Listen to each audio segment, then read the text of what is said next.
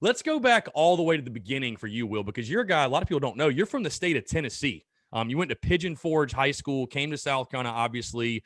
Talk about your recruiting process again. You got there in 2014. I'd imagine, the recruiting process in baseball, it starts so early, as you know. I mean, I'm sure you were a guy that was getting contacted when you're like a freshman, stuff like that. And, you were watching the Gamecocks in the midst of, their greatest run ever, winning back-to-back national titles, going 3 straight times. Just talk about the recruiting process like for you. When did South Carolina come up and what made you want to be a Gamecock? Yeah, so like you said, as baseball starts kind of early, and even now I think it's earlier than it was before. When I was going through it, I was a freshman. I mean, I wasn't throwing 90 or anything, but I was throwing mid 80s, and those guys are playing off projections then. And my first school actually was College of Charleston, and it was Coach Monty Lee, and he kind of came onto the scene and was like, "Hey, I'm gonna offer you the scholarship.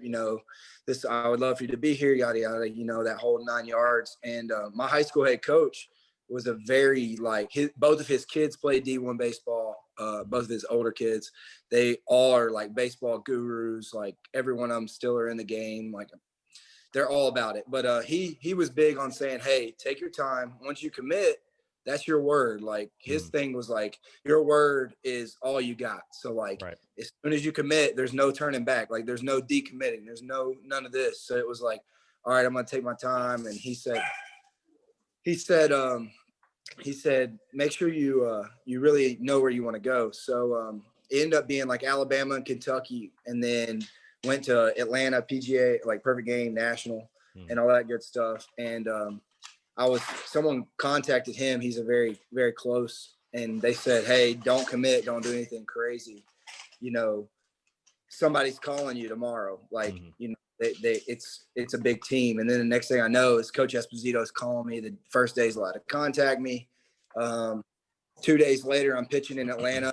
Ray Tanner and Coach Holbrook are at my start. Right. And I'm like 16, 17 years old. I'm freaking out. And then they basically called me and said, "We want to get you on campus." I think it was like a dead period at the time. All they could do was like watch. And they called me to campus, and I was actually on my way to Charleston for a baseball tournament, and stopped for like a couple of hours, saw the campus, saw everything. And I don't know, I've been to like 6 different places, and I told them, I said, "Can I walk out I want to walk out on the field and just see what it's like." And they were like, "Yeah, no problem at all." And as soon as I walked out, like out of the dugout, and like something in my body just like changed, like my whole demeanor, my whole like attitude, my body, like I got cold chills, and it just felt like home, and it felt like a place I wanted to be. And before I even got back up inside, I was telling my coach, I was like, "I want to go here. Like, this is where I want to be," And he was like, "All right, take a day or two. You got that initial, like you're at the place you want to go now." And we took like 2 or 3 days. I was in Charleston, and Coach Holbrook ended up coming and watching me play again. And it was actually the day he got named the head coach.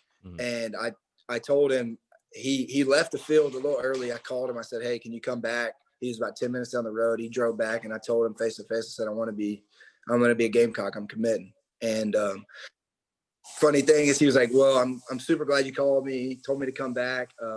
I would love to sit here and have a conversation and, dive into this stuff, but I'm going to be named the head coach today. And he drove back up to Columbia, and an hour later, he's named the head coach. So did that ever deter you? I mean, as far as obviously it sounds like you had a great relationship with Coach Holbrook and everything. And I know like everybody I've talked to, all, your former teammates, stuff like that, they all seem to really adore Coach Holbrook and everything. But did Ray Tanner's retirement surprise you? Did it ever wane, like as far as make you question your commitment or anything? Or was it just like full steam ahead no matter what?